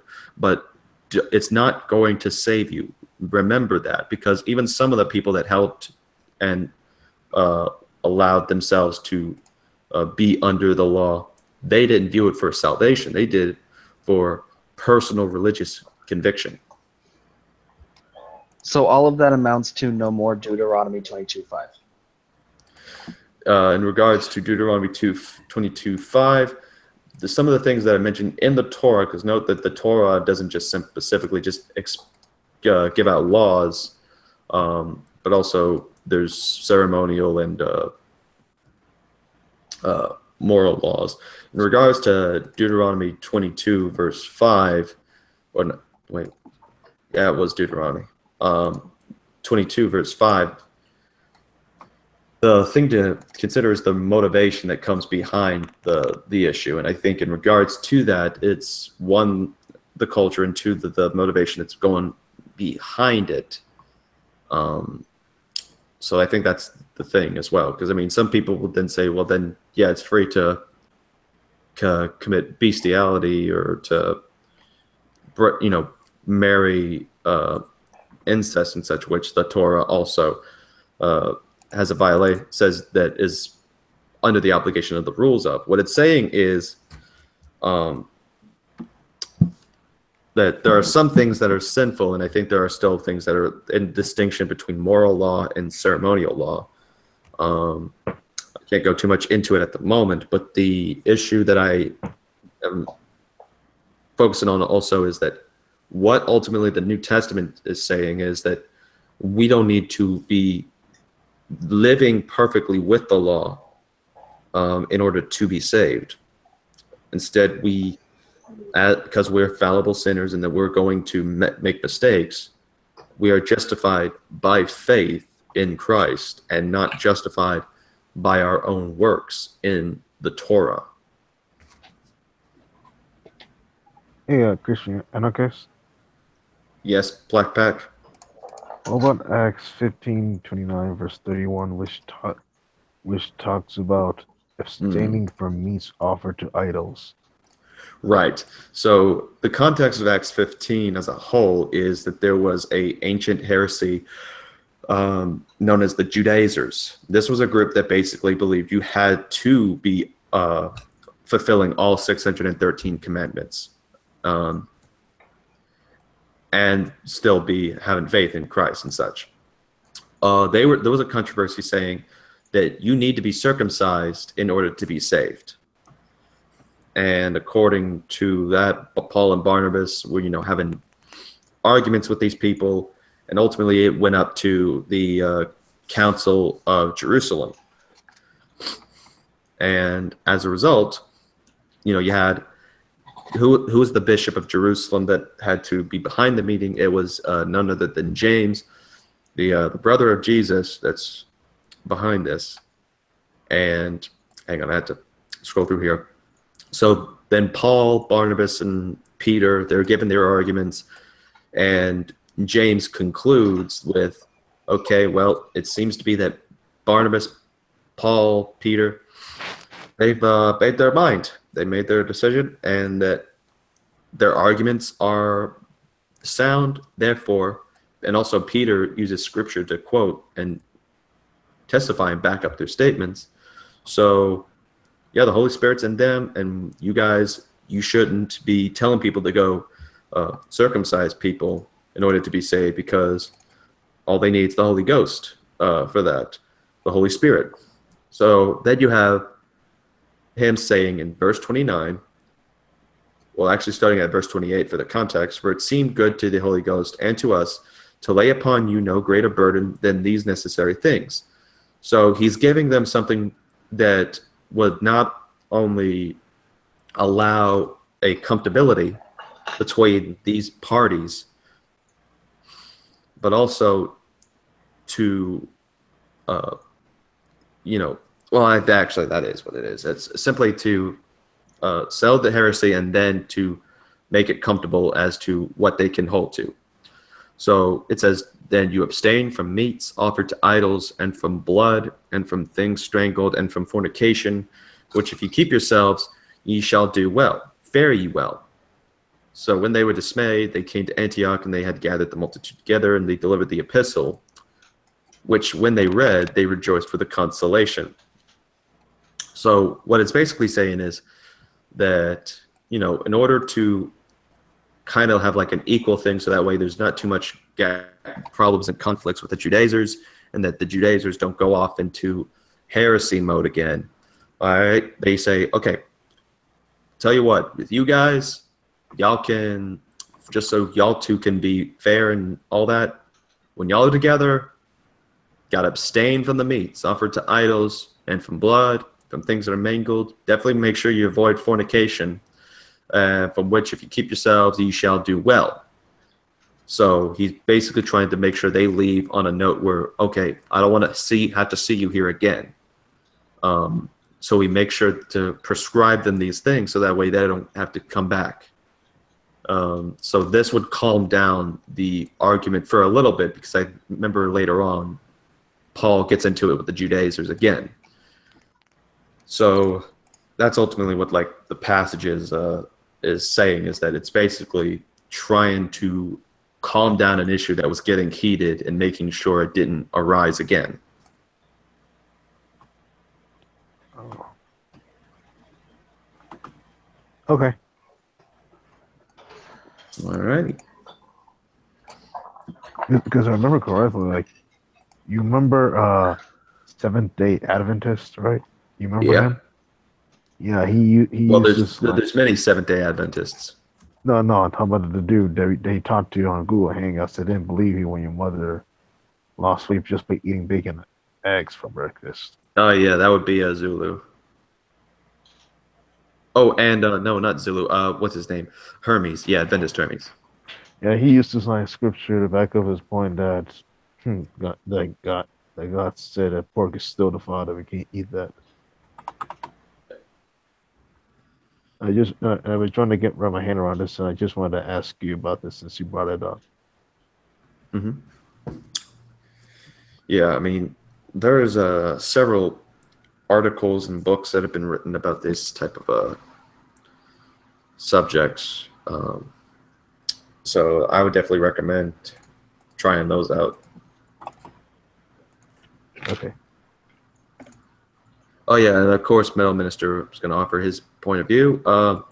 He says that was a specific letter to a specific people for a specific reason. It involves breaking of God's law regarding sexual immorality, but causing new, okay, I think he's referring to specifically the context there. Yeah, because the letter was apparently written out of that for the exhortation, because they always did write the canons of the councils, and that's what verse 31 talks about, is what they read and what they rejoiced over reading, is that it was involving the breaking of God's law in regards to sexual immorality and caused new believers to stumble, which involves the issue of circumcision.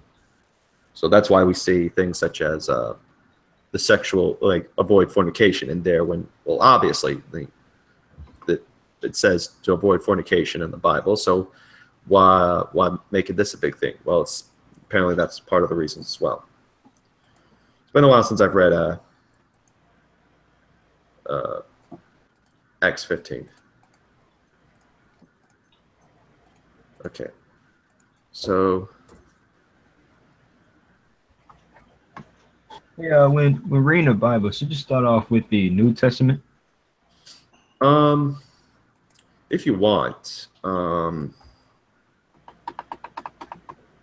you can go to other ways with it. For example, I mean, personally, the Bible is 66 books, so you can actually technically read any book of the Bible, like Genesis and Moses, and not Genesis, Genesis, Leviticus, Matthew, and all them, and you'll pretty much get a reading an individualistic book,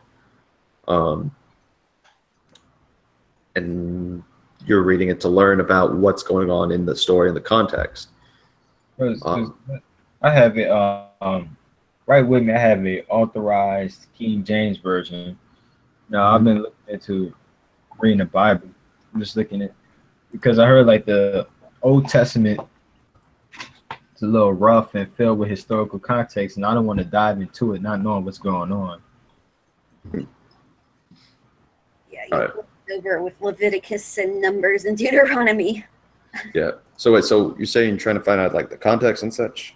Yeah, I don't want to just like go into the Bible without some context. Mm-hmm. I know having a context helps understanding more. Right. The only thing like that really helps it down just with the Bible itself is doing it with reading it in chapter, because back then there were no chapters, and the reason why they had the chapters and verse numberings is to help distinguish where context is established at. And so as with regards to that, that's kind of like an early way of a study of the Bible or a study of an epistle. There are Bibles out there today that are called study Bibles that are used to help you understand the context one verse at a time. And honestly, those would be things I would recommend to people, and there are pretty good study Bibles. Do you have a study Bible or just a... It says, you know, in my Bible, it gives like a little summary of what goes on. Mm-hmm. So it says something like, read along references, read along translations, those kinds of things. Uh-huh. So that's what it has. Right.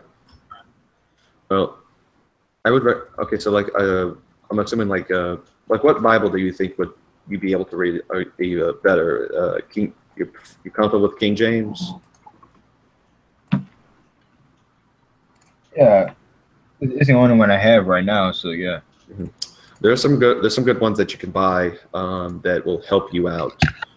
One of the best ones, of course, is like the King James Holman Bible, study Bible. It's the most expensive though. That's the other thing too. But it's got a lot of exhaustive notes that really help you out. So trying to find another one that I know will probably do well.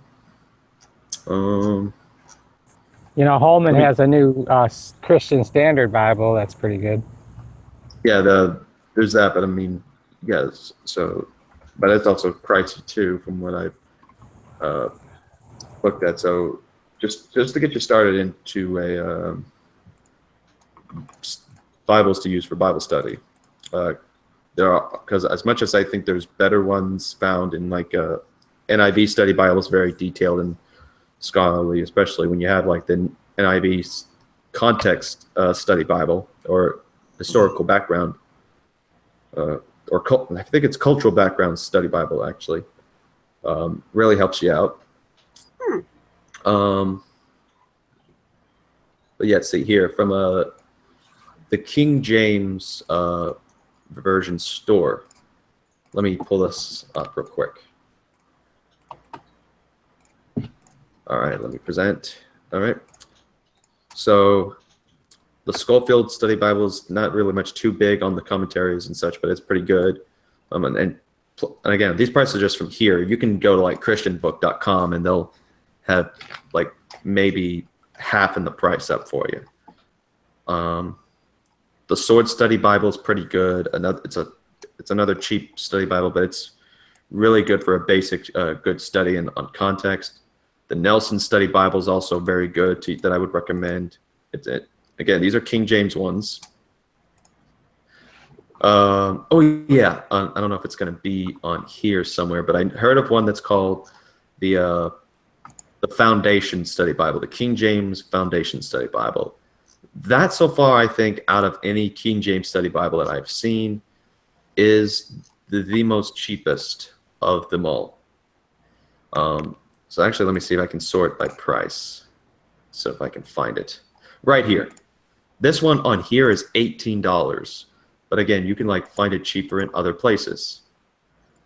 It's affordable, portable, and is a very good starter one because it just clearly just shows you the foundation of the King James, as well as just the Bible in general. And for a hardcover, it's $18.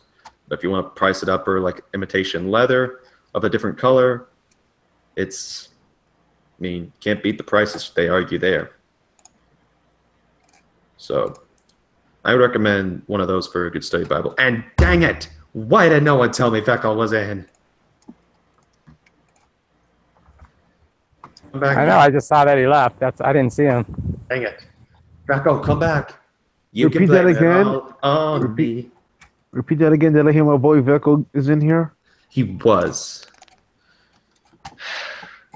And now I missed him. And who's this old Obi-Wan Kenobi looking mother trucker? That would be Pelagius, or yeah, I think so anyways. Yeah, that's the portrait of him, I guess. Yeah.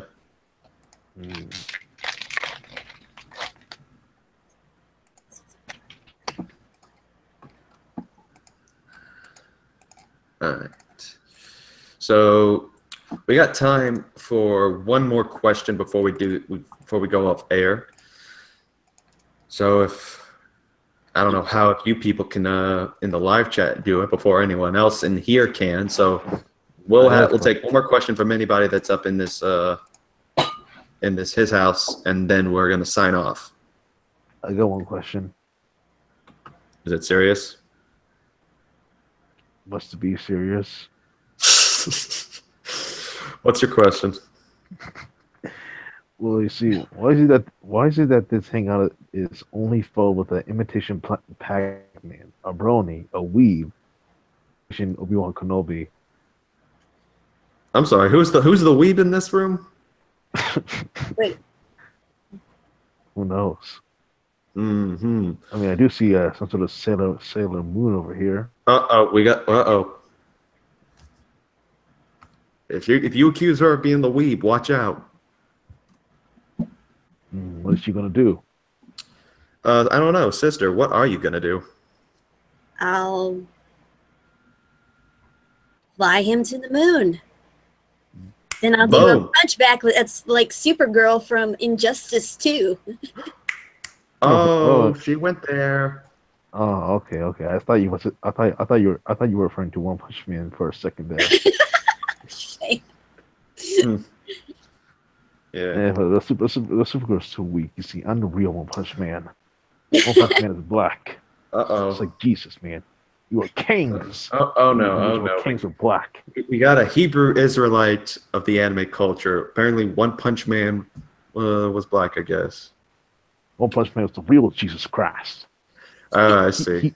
Not only could he run on water, but he could fly to the moon with just his legs. Honestly, would not surprise me if Hebrew Israelites use that as an image for Jesus coming back on Earth.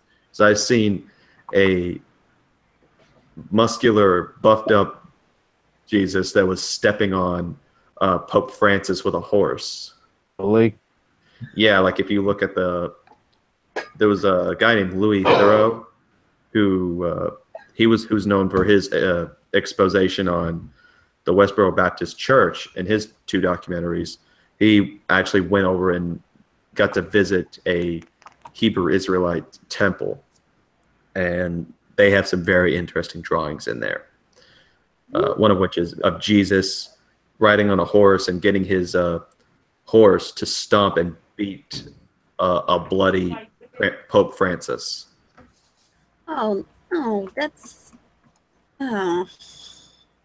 Now that is some strange stuff, my boy. Strange stuff, man. Yeah. I know some more extreme groups claim that all whites and Asians are going to be slaves in heaven for like black people. Yeah, that's part of the things that they've come in and they're getting Pope Francis, they're beating him into submission so that because he's going to be a slave of theirs, that white people are going to be the slaves. But it's not, and of course it depends on which camp too, because some people think like some of the Asians are actually part of one of the 12 tribes of Israel, and that the Puerto Ricans and the Jamaicans, they're also part of these other tribes. Is that picture you reference somehow related to Revelation 19 and Jesus conquering somehow conquering the beast, and the beast is the Pope or the Roman Church? Yeah, because they kind of think of the similar ways with what Seventh-day Adventists hold to. Okay. This guy has a DNA test on sale. I would suggest they go get one.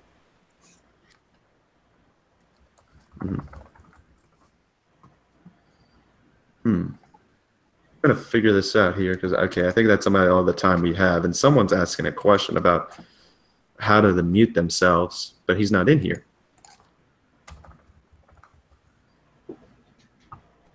Repeat that question again. No, we're gonna see how he does here. As a matter of fact, I don't know if he'll be able to join if he clicks on this, but we're gonna leave it in put this in the live chat because we're gonna go off air. And honestly, who the heck would want to porn bomb or snipe people out of this? Honestly, at this point, we're just chilling. The most loneliest brony. And then all eyes stare at Penn. Say what? No, that's nothing. That's nothing. Anyways, so we're gonna so we're gonna leave the link in the live chats as we're signing off. Again, thank y'all very much for coming in. Oh my goodness, that was quick. Welcome, Zemnis. You're just in time for the after party. And who is this? This strange dude with the gray hair? I don't know. First, let's make sure the mic works. Zemnis, are you there?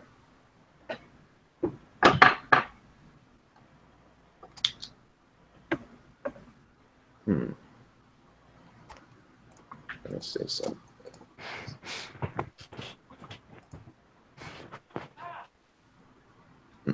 Blackback, are you okay there? I'm here. Okay, just making sure.